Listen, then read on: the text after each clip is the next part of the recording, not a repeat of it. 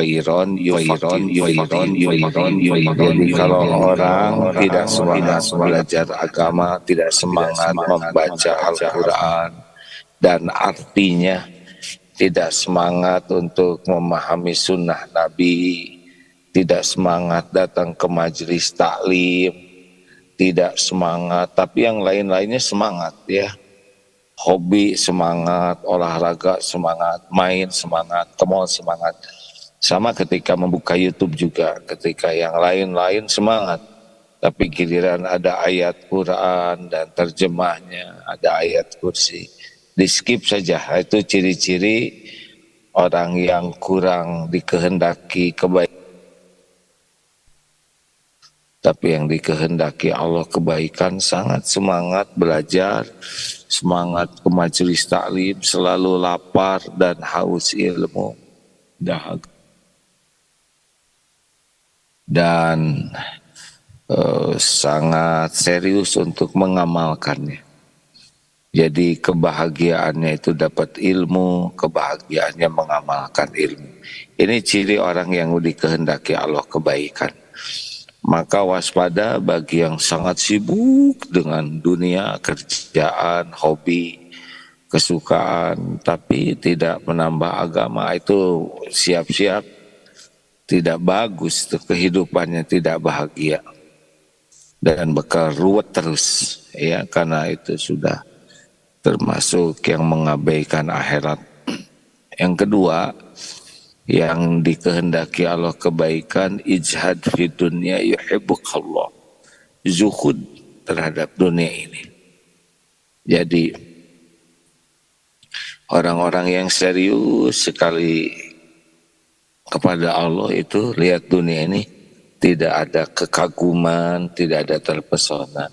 Indah dunia ini, memang ada yang bagus, ada yang disukai, tapi tidak sampai terkagum-kagum, merasa mulia dengan dunia, merasa hina kalau tidak ada dunia. Kemudian dia mati-matian ingin memilikinya, sedih kalau jauh darinya. Nah, ini awalnya adalah kekaguman, lalu penyakitnya merasa memiliki. Berat kalau ini terjadi. Nah, rekan-rekan sekalian, kita bekerja maksimal, kerja keras, kerja cerdas, tapi bagi kita semua adalah mencari keridhaan Allah.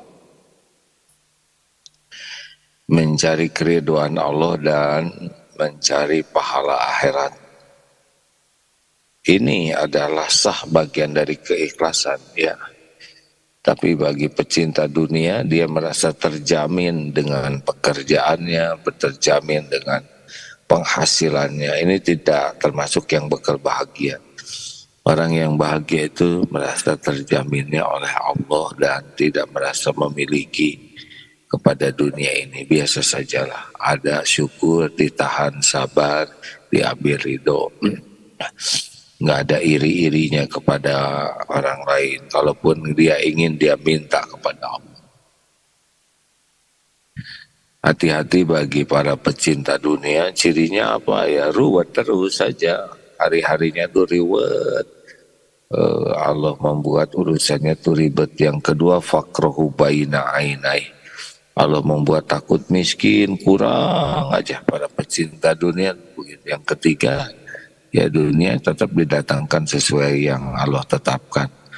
Tapi ya itu dia ruwet, ibadahnya berantakan, zakat tidak mau bayar, sedekahnya pelit, ya begitulah para pecinta dunia.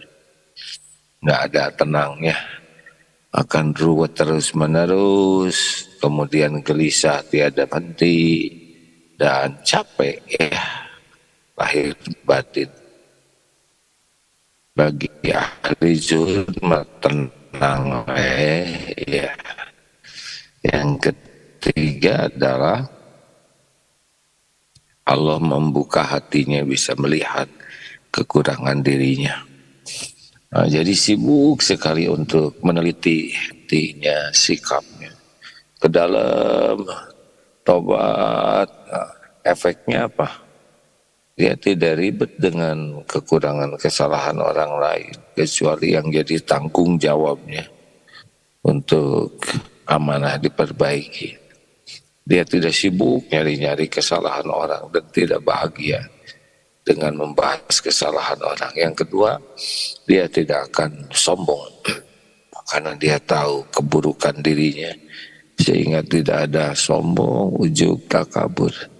Yang ketiga, dia tidak akan bangga dengan pujian, penghormatan, karena dia tahu bahwa dirinya aslinya nggak layak sama sekali dihormat-hormat, diharga-hargain orang. Yang keempat, dia terus menerus tobat, minta ampun, tidak ada habisnya. Air mata mudah berderai, tidak sibuk nyalahin orang. Dia merasa bahwa semua kepahitan, musibah itu diundang oleh dosanya sendiri. Nah, seperti inilah kurang lebihnya ya. Mari kita evaluasi diri. Sejauh mana nih kita kecintaan menjadi pembelajar sejati yang takut kehilangan waktu dan selalu tidak cukup waktu untuk belajar, tuh haus, lapar, dahaga. Yang kedua, sampai sejauh mana kesengsramnya kepada dunia, dan sampai yang ketiga, sejauh mana kita serius dengan dosa kesalahan diri. Nah, inilah yang tadi pagi sempat disampaikan. Mudah-mudahan diulangi saat ini, nambah kemampuan untuk mengukur diri kita. Terima kasih sahabatku sekalian. Belum ke Bandung karena ya masih jet lag dan harus ada treatment dulu. Mudah-mudahan nanti Ahad sudah bisa di Bandung sesudah dari Istiqlal. Selamat melanjutkan acara ini ya. Jazakumullah khair. Assalamualaikum warahmatullahi wabarakatuh.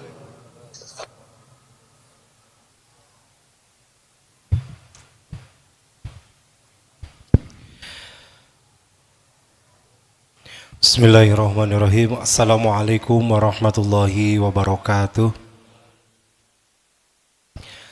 Alhamdulillahi rabbil alamin. Alhamdulillahilladzi wakafa. Wassalatu wassalamu ala nabiyil mustafa wa ala alihi wa ashabihi ahla sidqi wal wafa. Asyhadu an la ilaha illallah wahdahu la syarikalah wa asyhadu anna Muhammadan abduhu wa rasuluhu alladzi la nabiyya wa la rasula ba'da. Alhamdulillah, puji syukurannya milik Allah. Salawat salam semoga tetap dilimpah curah kepada Nabi kita, teladan hidup dan kehidupan kita, uswah dan qudwah kita, Nabi Muhammad sallallahu alaihi wasallam. Kalau lihat saf di masjid asa kurang seimbang ya. Kanan lebih penuh, tengah kosong, kiri lumayan. Jadi bisa berat sebelah ini, beres ceramah gini terus. Baik, tidak apa-apa. Alhamdulillah, Bapak Ibu, sahabat-sahabat sekalian, kita akan lanjutkan kajian Al-Hikam ini. Melanjutkan tadi AA yang sedang di perjalanan ya.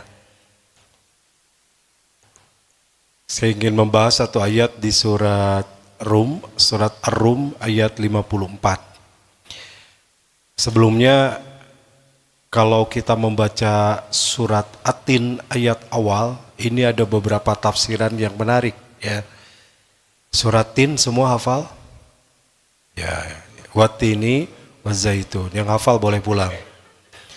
Ya. Wat-Tini waz-Zaitun wa Turi Sinin wa hadzal baladil amin. 3 ayat pertama ini di dalam surat At-Tin Allah bersumpah. Qasam. Wa di situ waw qasam artinya menunjukkan sebuah sumpah demi buah tin. Ya, demi itu menunjukkan kepada sumpah. Ada demi yang bukan sumpah. Demikian gitu ya. Kalau mau udahan itu ya. Wat-tini waz-zaitun, ayat pertama wat-tini waz-zaitun ini menunjuk kepada nabi yang ada di Baitul Maqdis, yaitu Nabi siapa? Nabi Sulaiman di sana, juga Nabi Isa alaihissalam. Sampai hari ini buah zaitun itu ada di Baitul Maqdis, masih sangat subur. Kenapa juga Baitul Maqdis disebut Barakna haulahu, diberkahi karena sangat nyaman dan subur di dalamnya. Kemudian wa turis sinin, Allah kemudian kedua berjanji dengan turis sinin, gunung Tursina. Ini ada letaknya di antara Mesir dan Palestina. Sudah masuk ke wilayah Mesir. Ketika Nabi Musa berbicara dengan Allah langsung. Wa kalamallahu Musa taklima, dan Nabi Musa berbicara dengan Allah langsung. Wa hadzal baladil amin, dan negeri yang aman ini.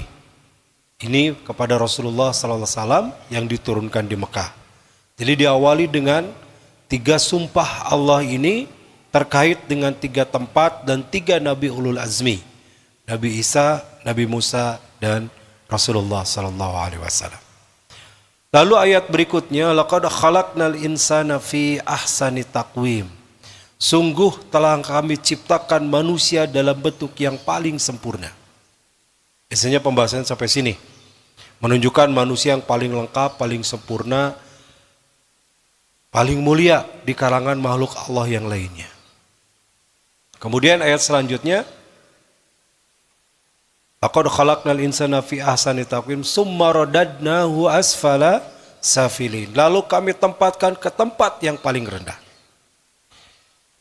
Ibnu Katsir menafsirkan yang dimaksud dengan asfala safilin, tempat yang rendah itu 2. 1, manusia akan kehilangan kekuatannya. 1. Yang kedua, nanti tempat manusia bisa menjadi paling rendah, yaitu ketika mereka masuk neraka di akhirat. Nah, ini akan saya hubungkan dengan surat Rum, surat ke-54, surat Rum, surat ke-30 ayat 54. Ya. Allahul ladzi khalaqakum min dha'fin summa ja'ala min ba'di dha'fin quwwah summa ja'ala min ba'di quwwatan dha'fa wa syaibah yakhluqu ma yasha wa huwal alimul qadir. Ada 3 fase manusia di sini. Allahul ladzi khalaqakum, dialah Allah yang menciptakan kalian. Kata para umat tafsir, kalau didahului dengan kalimat Allah, menunjukkan ayat itu kepada sesuatu yang berbicara tentang ketauhidan. Karena ayat Al-Quran ada bicara tentang sejarah, tentang ilmu pengetahuan, tentang masa lalu, tentang masa depan. Didahului dengan Allah, artinya akan bicara tentang tauhid. Allah alladzi khalaqakum, yang menciptakan kalian. Kum ini kepada kita semua manusia. Ada fase penciptaan yang dalam ayat ini ada 3. Yang pertama adalah khalaqakum min dha'fin. Pertama, manusia ini diciptakan, kita semua diciptakan min dha'fin, dari kondisi yang lemah. Summa ja'ala min ba'di dha'fin quwwah, kemudian dijadikan setelah lemah ini kuat. Jadi fase lemah, yang kedua adalah kuat. Summa ja'ala min ba'di quwwatin dha'fan wa saibah, kemudian dijadikan setelah kuat itu lemah dan beruban. Yakhluqu ma yasha wa huwal alimul qadir. Allah yakhluqu ma yasha, Allah menciptakan siapa yang Dia kehendaki, wa huwal alimul qadir, dan Allah mengetahui serta Maha Kuasa. Jadi ada 3 fase. 3 fase ini pun kemudian bisa 1.1, 1.2-nya gitu ya. Pertama adalah Allahu ja'ala lakum min dha'fin. Allah menciptakan kalian dari lemah. Dha'fin yang pertama, dha'if itu lemah, lawannya kuat. Fase lemah pertama ini, 1 lemah, 1.1-nya adalah lemah ketika kita belum ada. Sebelum manusia ada, kita apa dulu sebelum ada? Halo? Asi? Ya, sebelum ada. Kita belum ada ya. Kalau Fauzan usianya berapa sekarang? 21 tahun. Usianya 21 tahun. 22 tahun yang lalu beliau ada di mana? Belum ada ya. mungkin adanya di daun singkong, adanya di daun tangkil, adanya di daging ayam, adanya di daging sapi yang dimakan oleh bapak ibunya. Al-Quran yang menceritakan bahwa manusia ini berasal dari setetes air yang hina. Jadi kan dalam surat Al-Insan, min nutfatin amsyaj, dari air yang tercampur. Nutfah itu air, sperma yang tidak ada kekuatan, lemah, tidak jadi apa-apa dan belum jadi apa-apa. Sampai kemudian air itu bercampur, kalau bukan kehendak Allah, tidak jadi tuh pembuahan antara sperma dengan ovum. Karena sekali, ini menurut ilmu pengetahuan gitu ya, sekali sperma itu keluar 40 juta sel calon sel sperma bertemu dengan satu sel telur. 400 juta yang berebut, dan pemenangnya hanya satu, yaitu kita. Ini Cingkaricep ini adalah pemenang yang mengalahkan 400 juta kurang satu, karena satunya kita. Ya. Lemah kalau bukan Allah yang menggerakkan, karena ada yang sampai sekarang tidak punya keturunan. Kata dokter analisanya lemah, tidak bisa berenang, 400 juta itu ketemu dengan sel telur. Nah, Allah yang menggerakkan. Kemudian lemahnya manusia di dalam perut, dia makan minum dari saripati ibunya saja. Belum ada bayi dalam perut bisa makan sendiri. Gitu ya. Berapa lama? 9 bulan lamanya. Dan di antara makhluk Allah yang paling lama kehamilan 9 bulan. Itu manusia. Binatang ada yang sebulan, 2 bulan sudah melahirkan. Ya. Manusia 9 bulan. Kemudian ketika lahir, yang namanya makhluk, yang namanya manusia adalah makhluk yang paling lemah juga. Seekor kuda itu ketika dilahirkan, hanya hitungan beberapa menit, dia sudah bisa berdiri, sudah bisa jalan. Seekor kambing, begitu melahirkan, anaknya ini sebentar duduk, dia berdiri, langsung bisa cari makan sendiri. Manusia butuh waktu yang lama. Untuk bisa berdiri butuh 1 tahun paling tidak, ya. Mulai dari duduk, merangkak, baru bisa merangkak, kemudian pegangan, baru kemudian bisa berdiri. Masa rodoahnya, masa menyusui, manusia butuh waktu 2 tahun. Sanatain kamilatain, 2 tahun lengkap itu menyusuinya. Binatang sebentar sekali menyusuinya, menyusui sebentar udah makan rumput, udah bisa lagi makan. Jadi manusia ini makhluk lemah, ya. 1.1-nya lemah pada masa bayi sampai usia 2 tahun tetap menyusui, belum bisa makan. Setelah 2 tahun baru mulai makan. Kemudian masuk masa kanak-kanak, ini masih masa lemah. Makan disuapin, pakai baju dibajuin, apalagi masa bayi gitu ya. Tidak bisa makan dan tidak bisa minum sendiri, kecuali disuapin oleh ibunya, kecuali dipakaikan bajunya oleh ibunya, dimandiin oleh ibunya. Sama kita sebagai manusia sangat lemah. Usia kanak-kanak juga lemah. Sampai usia tamyiz. Tamyiz itu usia awal sebelum balik. Biasanya 7 sampai 10 tahun. Belum balik tapi sudah mulai bisa membedakan. Ini baik, ini buruk, ini benar, ini salah, ini kanan, ini kiri. Itu masa tamyiz dalam perkembangan sejarah manusia. Lalu masuklah usia balik.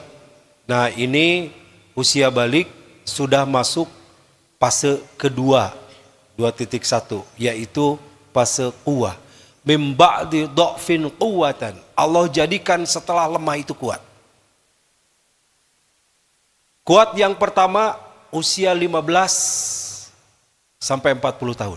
Ini kuat pertama, ya. Ini usia yang secara fisik, kemudian para ahli kesehatan membagi lagi sebenarnya. Usia hebat kita itu usia 15 sampai 30 tahun sebenarnya. Jadi kalau olahragawan, pemain bola, pemain apa saja, biasanya kalau di atas 30 tahun sudah mulai gantung sepatu. Pemain bulu tangkis 30 tahun selesai. Sedikit sekali pemain profesional di atas 30 tahun. Sangat sedikit. Ya, biasanya sudah karena masa fisiknya sudah mulai berkurang. Tapi masa usia 20, 21, 22, 25 sampai 29 itu masa yang paling hebat. Paling kuat biasanya. Para pemain profesional di usia itu ya, biasanya ya. Ini fase paling kuatnya. Nah, inilah fase yang harusnya kita banyak beribadah, bersungguh-sungguh beramal soleh. Karena banyak angkewe salat mah tahajud mah udah tua. Udah tua, udah beda kesempatan kekuatannya. Ya. Fase ini yang jangan kita lewatkan, karena di fase inilah sebenarnya kita bersungguh-sungguh mendekat kepada Allah. Diberi kekuatan untuk bisa tahajud semalam sekalipun, ya semalaman, cuman semalaman sekali, semalaman, ya kuat, baca Quran, kuat, fisik kita dikuatkan oleh Allah. Tinggal punya semangat atau tidak, itu masalahnya. Kemudian kuat yang kedua itu usia 40 sampai 60. Usia 40 kata Imam Ibnu Qayyim, Ibnu Taimiyah, beliau mengatakan ini adalah usia yang sudah mengerem segala kehidupan dunia dan sudah harus berpikir akhirat. Para ulama dulu mereka mencari maisha, mencari kehidupan sibuk sampai usia 40. Begitu 40 selesai. Gak ngurus dunia lagi, udah berpikir akhirat.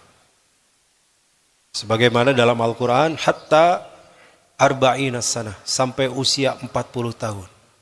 Hatta asyuddahu wa arba'ina sanah. Sampai usia 40 tahun itu adalah usia yang matang. Rasulullah SAW diangkat menjadi Rasul itu di usia 40 tahun. Jadi 40 tahun itu sering disebut dengan kehidupan kedua. Entah dari mana juga bapak-bapak puber kedua usia 40 tahun. Katanya gitu Pak. Ya. Untung belum ada yang 40 tahun di sini ya. Katanya begitu ya. Untung saya sudah lewat 40 tahunnya. Jadi tidak puber lagi. Tapi sebenarnya bukan waktu puber. Justru waktu lebih dewasa lagi pikirannya. Lebih kuat lagi dekat kepada Allahnya. Mimba di dhafin kuat. Kuatnya itu kuat dekat ke Allah. Itu harusnya. Di usia 40 sampai 60 tahun.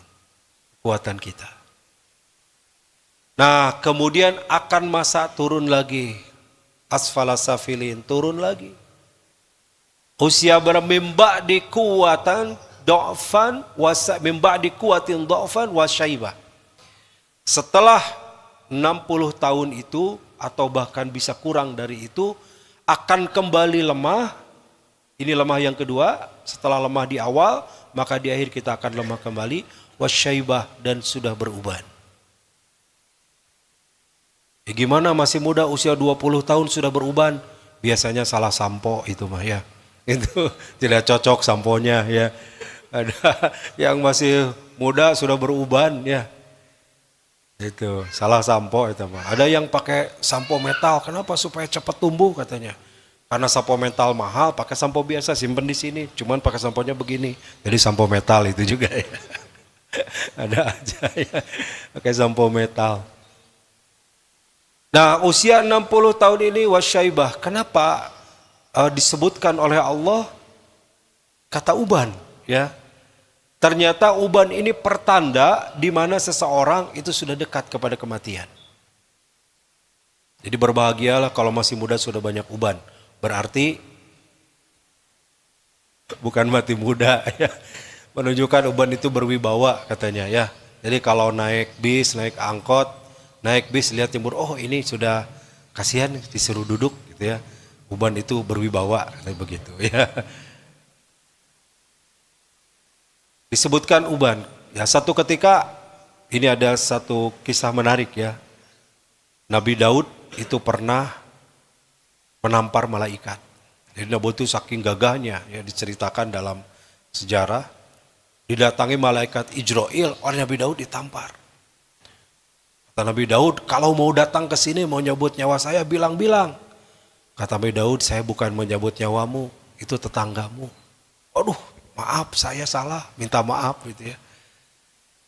Lalu Nabi Daud berpesan, malaikat Jibril, kalau nanti mau mencabut nyawa saya, beritahu terlebih dahulu. Dah, pergi aja.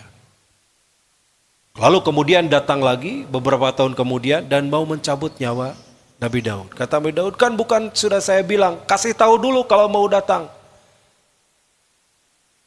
Ini pelajaran buat kita ya. Kata malaikat, kan sudah dikasih tahu oleh Allah tanda-tandanya. Ada 5 tanda. 1, kalau mata sudah mulai tidak jelas. Jadi kalau baca, udah nggak jelas nih. Nah itu hati-hati ya.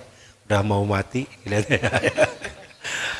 Ya, mata udah mulai rabun. Jadi Allah cabut kenikmatan tuh dikit-dikit, mulai dari mata biasanya. Ya, mohon maaf, tidak bermaksud yang berpakai kacamata itu sudah dekat dengan kematian, tidak ya. Karena ada juga yang kutu buku baca terus, sehingga matanya harus pakai kacamata. Tapi tandanya adalah kalau baca sudah kurang jelas, mata agak remang-remang, itu biasanya tanda usia kita sudah bertambah. Ya. Tuh, yang kedua, kalau rambut sudah mulai beruban. Nah, yang sudah meninggalkan dunia hitam, sekarang dunia putih, ya, rambutnya beruban, jenggot beruban, kumis beruban, itu juga tanda dari Allah, kematian sudah dekat. Yang ketiga, kalau kulit sudah mulai keriput, kata malaikat Jibril, kulit mulai keriput, itu tanda, ya. Karena manusia ini sering tampil secara fisiologi, fisik, ya. Fisik, saking menjaga fisiknya, segala katanya. Katanya seorang artis itu untuk mandi saja ada yang mandi susu. Kita jangankan mandi pakai susu, minum susu aja campur air beras gitu. Ini mandi susu. Ada mandi pakai air mineral bergalon-galon. Kita air mineral aja isi ulang, ini bergalon-galon. Biayanya puluhan juta untuk biaya kecantikannya. Jadi kalau ditawarin nikah sama artis nggak mau. Kenapa? Mahal biaya pemeliharaannya. Gitu. Itu bergalon-galon begitu, mahal sekali ya. Tapi tetap akan ketemu dengan tua dan keriput. Karena itu sunatullah, karena itu manusiawi. Dan kalau sudah keriput, itu tanda dekat dengan kematian. Keempat, kalau tulang sudah mulai membungkuk, itu juga tanda ya. Dan membungkuk, udah pasti itu udah dekat dengan kematian. Biasanya kan udah kakek-kakek, nenek-nenek gitu ya. Yang kelima, kalau ingatan sudah mulai banyak lupa, sudah mulai banyak pikun ya. Kacamata di mana? Kacamata. Padahal disimpan di sini ya. Itu sudah banyak lupa, banyak pikun. Ini udah makan belum ya? Padahal baru makan siang. Sudah lupa lagi udah makan atau belum. Kelima. Keenam, cuma 5 ya. Cuma 5. Kalau 6 berarti saya masuk yang kelima, lupa lagi. Sudah mulai pikun. Nah, tandanya seperti itu, artinya kita memang harus mengisi waktu usia ini dengan baik. Ya, karena kematian tidak melihat kepada usia. Ada yang Allah wafatkan sebelum itu, ya sebagaimana diceritakan dalam surat Al-Mu'min. Ada yang sebelum itu Allah ciptakan, ada yang masih baru lahir sudah wafat, ada yang lahirnya ketika sudah jadi bayi, ada lahirnya ketika anak-anak, wafatnya ada wafat ketika remaja, ada wafat ketika sudah dewasa. Tetapi juga kalau diberi umur panjang berarti kita wafat pada usia yang sudah fase terakhir tadi. Mimba di kuwatin do'fa wa syaibah. Dengan setelah kita kuat itu, mimba dikuatin, kita kembali kepada lemah, dan setelah lemah beruban, maka kita akan kembali kepada Allah. Kesimpulannya, mari kita manfaatkan, isi waktu kita ini dengan hal yang manfaat, isi dengan hal yang mengandung ibadah. Apa yang disampaikan AA tadi, beda orang yang antusias dengan ilmu, mau belajar, itulah yang bisa memanfaatkan waktunya. Beda dan hanya waktunya hal yang sia-sia. Hanya habis pakai nonton handphone, pakai main handphone, pakai medsos, habis waktunya.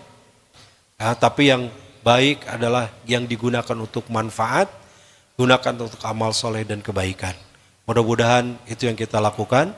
Mudah-mudahan kita bisa memanfaatkan waktu dan kesempatan sebaik mungkin dalam rangka taat kita kepada Allah Subhanahu wa taala. Allahumma salli wa sallim wa barik ala Muhammadin wa ala alihi wa sahbihi ajmain amin. Allahumma ighfir lil mu'minina wal mu'minat, muslimina wal muslimat, al ahya'i minhum wal amwat, innaka qaribun mujibu da'wat wa yaqadiyal hajat. Allahumma ighfir lana dunubana wa liwalidayna warhamhum kama rabbawna sighara wa li ikhwanina alladhina sabaquna bil iman. ولا تجعل في قلوبنا غلا للذين آمنوا ربنا إنك رؤوف رحيم. يا الله يا رحمن يا رحيم، يا حي يا قيوم برحمتك نستغيث، يا حي يا قيوم برحمتك نستغيث. Ya Allah, ampuni segala dosa kami, ampuni segala kesalahan kami, hapus segala dosa kami, tutup segala aib kami. Pilih kami menjadi hamba-Mu yang Kau ridhoi. Jadikan kami menjadi hamba-Mu yang Kau cintai. Istiqomahkan kami di jalan-Mu ya Allah.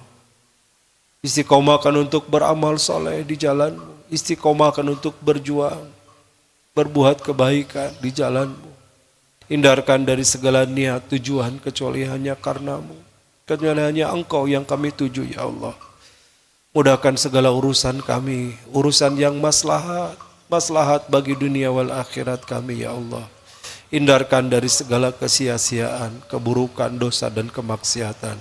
Allahumma rabbana taqabbal minna innaka antas samiul alim wa tub alaina innaka antat tawwabur rahim.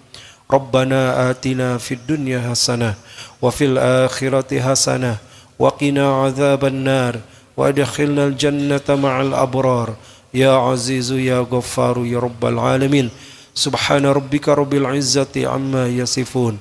Wassalamun alal mursalin walhamdulillahi rabbil alamin. Alhamdulillah, terima kasih, semoga ada manfaatnya. Mohon maaf atas segala kekurangan. Aqulu qouli hadza wa astaghfirullah li wa lakum. Wassalamualaikum warahmatullahi wabarakatuh.